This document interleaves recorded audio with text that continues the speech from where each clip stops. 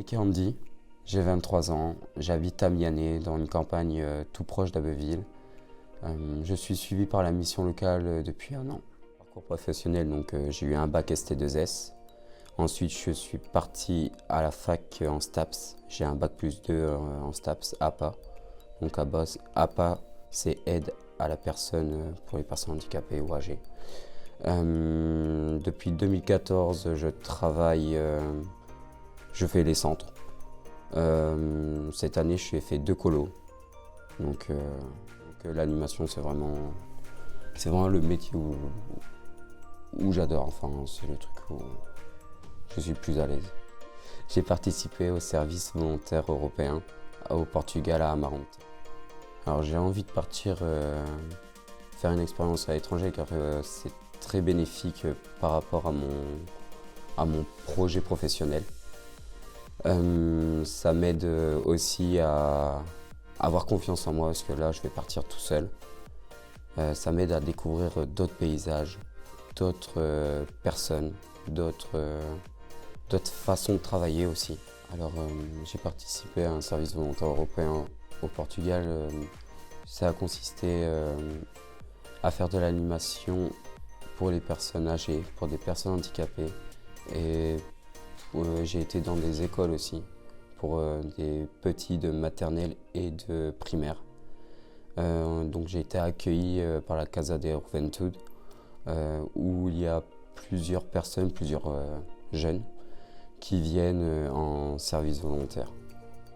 Alors pour les personnes handicapées, les missions qu'on a dû faire, donc pour ma part j'ai travaillé la mobilité,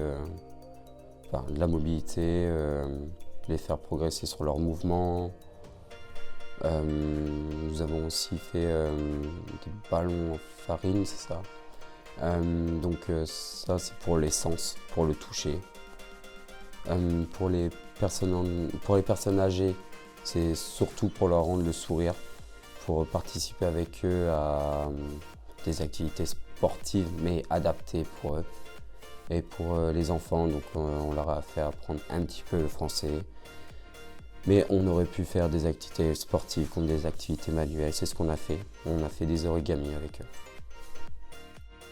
Ah oui, j'ai plusieurs souvenirs. Donc, par rapport à la structure pour les personnes handicapées, c'est quand même assez différent qu'en France. Ils ont beaucoup de salles, ils ont beaucoup de moyens par rapport aux salles, mais par contre il y a très peu de matériel par rapport en France. Donc les salles sont super, mais le matériel, on est obligé de se débrouiller avec ce qu'on a. Et pour les petits aussi, dans les écoles, ce qu'on fait pas, je pense, en France, c'est que leur goûter à 10h, ça je m'en souviens très bien, ça m'a même surpris, c'est que ils ont mangé des carottes et nous, en France, on mange c'est des gâteaux. Donc c'est quand même mieux de manger des carottes que des gâteaux, je pense. L'activité qu'on a mise en place à l'école maternelle ça a été quelques mots de français. Par exemple, c'était des mots d'animaux, ça a été les chiffres, les jours de la semaine. Et à la fin, on a fait découvrir une musique, on va dire un peu française. C'était la danse des canards, dont on a fait la chorégraphie avec eux. Alors, cette expérience m'a apporté beaucoup de choses déjà. M'a apporté l'envie de reparler l'anglais. M'a apporté l'envie de travailler à l'étranger aussi. De voir d'autres choses, de voir l'évolution d'un pays. Parce que c'est pas du tout pareil en France, comme au Portugal, comme en Espagne ou autre pays.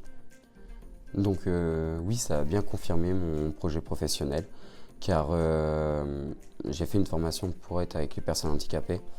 Sauf qu'en France, il me manque une année pour travailler avec eux. Et au Portugal, il n'y a pas besoin spécialement d'avoir de diplôme.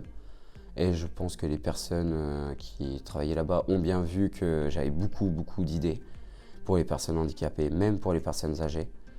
Franchement, si je pourrais aller vivre là-bas, même travailler là-bas, je le ferais volontiers parce que c'est vraiment quelque chose qui me tient à cœur. J'ai vraiment apprécié d'être avec d'autres jeunes européens parce qu'on peut découvrir d'autres cultures, d'autres façons de travailler, d'autres façons de voir la vie aussi.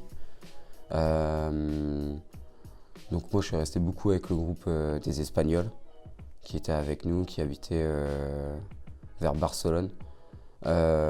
C'était super cool, c'était super cool. Franchement, j'ai bien aimé rester avec eux, même avec. Je me souviens de Martha aussi. Je suis resté un peu avec Martha où elle m'a fait découvrir des jeux de société aussi, des jeux de société portugais. Et j'ai vraiment apprécié même être juste avec elle, parler, se découvrir parce qu'il faut se découvrir aussi. On m'a proposé de repartir au Portugal pour faire un stage. Là, mon projet, c'est pas que je pense, mais je vais le voir avec Marcella qui est sur place, qui est la directrice de la Casa de Juventude. Je vais voir avec elle sur place, je pense que je vais participer beaucoup à faire des activités pour les personnes handicapées. Et je pense que j'allais beaucoup aussi au niveau des écoles pour leur faire apprendre beaucoup le français, je pense. Et leur faire découvrir d'autres activités qu'ils ne voient pas au Portugal, comme des activités manuelles, des activités sportives aussi, des activités, donc moi qui est dans l'animation, peut-être des petits jeux qu'ils ne connaissent pas, essayer de travailler ça avec eux, avec des enfants. Et surtout, je pense que mon gros projet, ça va être avec les personnes handicapées, où je veux vraiment leur faire découvrir pareil, d'autres choses qu'ils ne voient pas tous les jours. Donc là, je pars du 2 septembre au 1er octobre, donc je pars un mois. La personne qui s'occupe de la mobilité m'a envoyé, a vu mon CV et m'a envoyé un message juste après pour savoir si j'étais intéressé par ce voyage au Portugal qui était un service volontaire. Donc j'ai répondu, je lui ai dit oui, ça m'intéressait fortement et j'en avais déjà parlé à ma conseillère quand j'avais vu l'affichage sur la télé. Donc pour moi c'était vraiment une opportunité. J'aurais voulu de toute façon aller travailler à l'étranger, mais après il fallait savoir par quels moyens, pas avec qui. Même Erasmus, je connaissais pas vraiment. Et depuis que je suis parti, là je suis vraiment Erasmus, je suis vraiment tous les voyages qui se fait. S'il y a vraiment un autre voyage qui m'intéresse, je pourrais partir, je pense. Donc si je devais parler à d'autres jeunes pour partir à l'étranger, je leur dirais que c'est super. Faut le faire au moins une fois dans sa vie.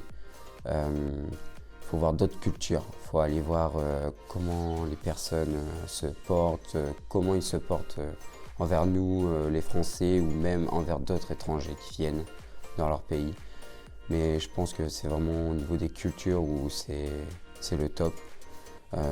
Au Portugal, il y a vraiment de toutes les cultures, par exemple entre la religion, même au niveau des boulots, au niveau de la vie de tous les jours, c'est autre chose qu'en France et c'est ça, il faut le découvrir. Donc en partant, j'ai acquis déjà sur le plan personnel, je veux dire quand même assez, un petit peu, comment dire, si je partirais encore à l'étranger, je serais déjà un peu plus autonome. Parce que partir déjà dans un pays étranger qu'on ne connaît pas, on a un peu peur. Mais je pense que maintenant, partir à l'étranger, même si je ne connais pas, j'arriverai toujours à trouver ma route, toujours à demander de l'aide aux autres personnes. Parce que c'est ce que je me suis aperçu en partant au Portugal, c'est que si on ne connaissait pas, si les personnes de la ville voyaient qu'on cherchait quelque chose, ils venaient vers nous, ils nous guidaient. Après, sur le plan aussi personnel, Le travail d'une autre langue aussi, c'est très important maintenant pour partir. Donc l'anglais, ça faisait très longtemps que je ne savais pas pratiquer. Et à la fin du séjour, je comprenais quand même, on va dire 75% de ce qu'on me disait. Bon, pour le parler, c'était un petit peu plus compliqué, mais je pense que là, en repartant, j'arriverai à mieux le parler. Puis c'est pareil pour le portugais, on a appris un petit peu quelques mots de portugais. Ben, il faut les apprendre. Et surtout les formules de politesse, demander notre direction. Je pense que c'est primordial de savoir ces petites choses-là avant de partir.